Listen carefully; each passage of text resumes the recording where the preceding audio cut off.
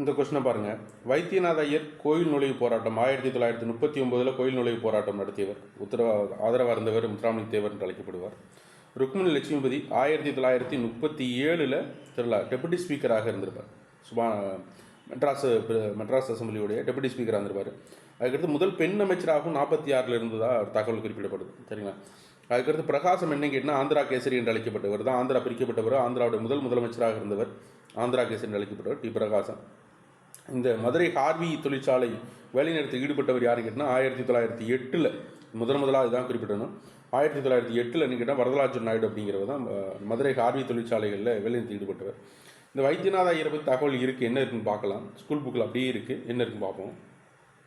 7th தமிழில் முத்துராமலிங்க தேவர் பாடத்தில் அக்காலத்து மதுரை மீனாட்சி அம்மன் கோவிலுக்கு செல்ல ஒரு சாராக தடை இருந்தது. தடை எதிர்த்து 1939 ஜூலை திங்கள் 8 மதுரை வைத்தியநாத ஐயர் கோயில் நுழைவு போராட்டம் நடத்த திட்டமிட்டால் அதனை அர்ச்சகர்கள் ஆலய பணி புறக்கணித்தனர்.